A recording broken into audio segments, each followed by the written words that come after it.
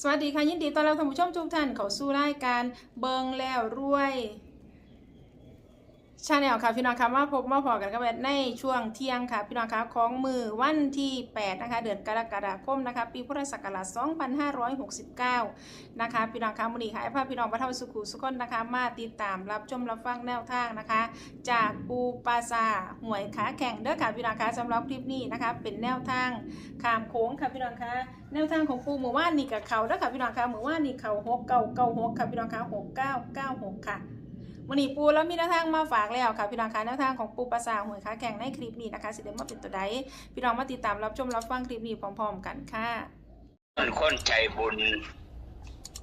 ฟังรายการเบิ่งละรวยในขณะนี้มื้อนี้วันพุธที่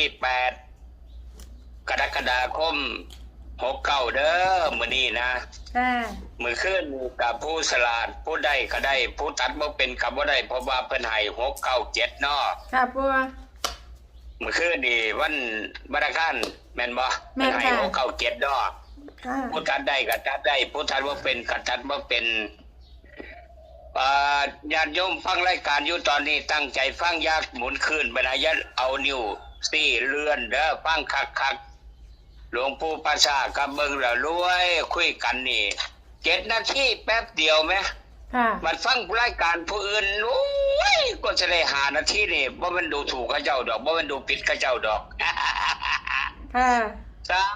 จ้า5 นาทีก็ได้อืดาดเจือดจ้าจนได้หมุนหนีบัดเบิ่งเรารวยกับหลวงปู่นี่เว้ากันแป๊บเดียว7 นาทีเพิ่นว่านี่คือคำโยมว่าเด้อนี่โยมว่าเด้อบ่แม่นหลวงปู่ว่าเด้ผู้จักว่าเพิ่นย่องอยู่ผู้จักว่าเพิ่นย่องฟังอยู่แต่อดดีใจบ่ได้ผู้จักว่าเพิ่นย่องอยู่ได้แต่อดดีใจบ่ได้แม่ปู่ก็ได้แม่นบ่แม่นค่ะปู่ค่ะ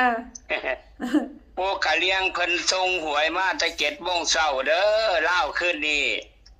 บัดนี้หลวงปู่ก็ตั้งใจว่าสิไปแม่สอดไปหาปู่กะเลี้ยงแม่สอดพอดีบังเอิญ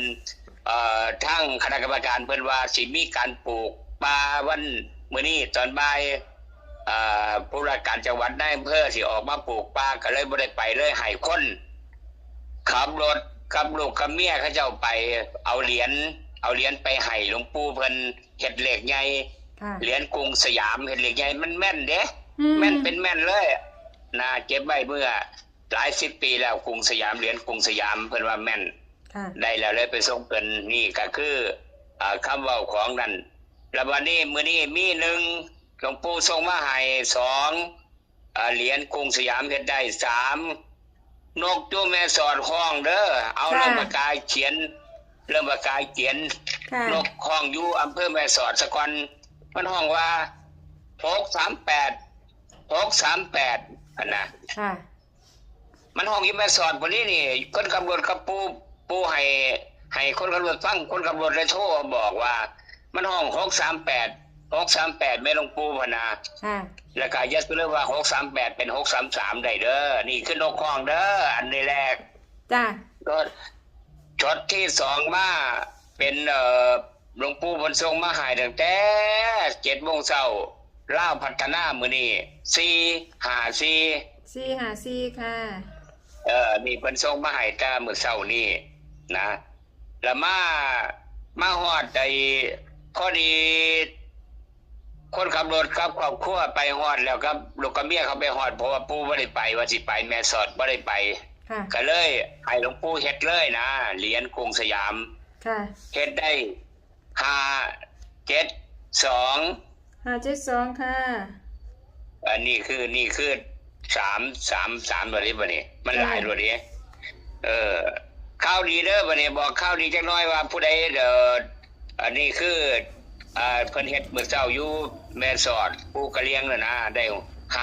572แต่ว่านกที่เพิ่นส่งมาให้แต่เช้าบ่ได้454แล้วบัดนี้ทางด้านจากนกของ638มาอยู่แม่สอดพุ่นนี้เนี่ยนะหลวงปู่ได้ฟังจากคนขับรถรายงานมา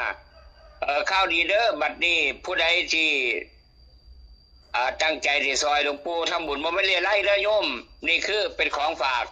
ได้ล็อกเก็ตหลวงปู่สวงมาล็อกเก็ตนี่สร้างแต่พ.ศ. 2529จักปีแล้ว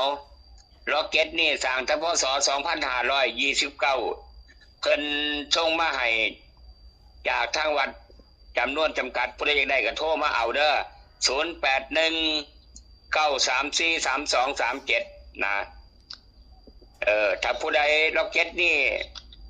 เป็นมีราคาที่สุดเป็นการค้าการขายมหาเสน่ห์แม่ค้าไม่ขายของก็ได้ดีดีถ้าได้เหรียญนี่ไปหรือว่าล็อกเก็ตนี่ไปนะล็อกเก็ตหลวงปู่สวงเดี๋ยวข้าวต่อไปมื้อต่อไปสิว่าสรรพคุณของเพิ่นต่อไปเด้อจ้าแต่ว่าสำหรับมื้อนี้ก็สรุปง่ายๆว่าหลวงปู่กะเลียงเพิ่นส่งมาให้7 โมงเช้าคือ454ลาวคืนนี้แล้วก็คนขับรถเอาเหรียญกรุงสยามไปเฮ็ดหวยให้หลวงปู่เฮ็ดเลยได้572ค่ะนกห้องอยู่อำเภอแม่สอดห้องว่า638เอามันคือหลายตัวเลย3คู่3ตัวเลยบัดนี้เนาะให้พิจารณาเบิ่งก่อนที่จบนี่ก็ได้เวลา4-5 นาทีแล้วยังบ่ถึง7 นาทีดอกเพราะว่าเฮาเว้ากันเพิ่นจักหน่อยก็ขอให้ญาติโยมทุกผู้ทุกคนเด้อวงเล็บจักหน่อยสำหรับผู้ใดที่บริจาคหรือว่าผู้ใดสิซอยทำบุญนำหลวงปู่สิให้ล็อกเก็ตเหรียญหลวงปู่สวงเด้ออย่างสุดยอดเลยตั้งปี2529เพิ่นเฮ็ดนะเพิ่นเฮ็ดตั้งพศ2529มีจำนวนจำกัดฉะนั้นก็โทรมากันแล้วกันเด้อก็ได้จบนี่ก็ได้6 นาทีพอดีขออวยพรให้ญาติโยมทุกผู้ทุกคนอายุมั่นขวัญยืนอย่าเจ็บอย่าจนเฮ็ดหยังบ่พอได้ก็ขอให้ได้เฮ็ดหยังบ่พอรวยก็ขอให้รวยมื้อนี้ซื้อหวยลาวพัฒนาก็ขอให้ถูก3ตัวตรงๆและทำบุญกับหลวงปู่ปราสาทขอเจริญพรสาธุครับปู่ขอบคุณค่ะการนมัสการค่ะสรุปแนวทางท้ายคลิปนี้ค่ะพี่น้องคะแนวทางจากปูปราสาทหวยค้าแข่งเด้อค่ะพี่น้องคะแนวทางขามโค้งค่ะพี่น้องคะมื้อนี้นะคะแนวทางของปูพากะเลียงนะคะ454นะคะพี่น้องเด้อ454นะคะนกมะฮองบอก638แล้วก็538นะคะเหรียญกรุงสยามได้572เด้อค่ะพี่น้องคะ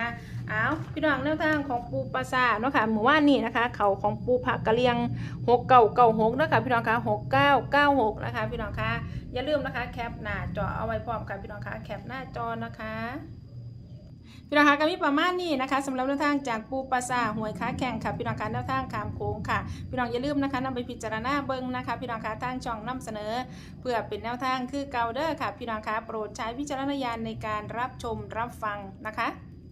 ขอขอบคุณพี่น้องค่ะสำหรับการรับชมรับฟังนะคะขอขอบคุณสำหรับข้อมูลในคลิปนี้ค่ะพี่น้องคะขอบคุณทางจากปูปราสาทหวยค้าแข่งค่ะสำหรับพี่น้องท่านใดที่เขาไม่เห็นคลิปนี้เป็นเทื่อแรกค่ะพี่น้องคะถ้าไม่อยากสิพลาดกับแนวทางเด็ดๆแบบนี้นะคะพี่น้องคะเขามาแล้วก็อย่าลืมเด้อค่ะพี่น้องคะฝากกด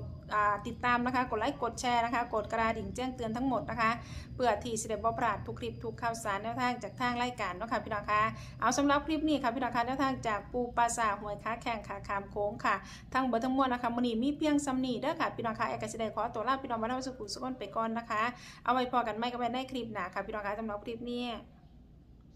สวัสดีค่ะ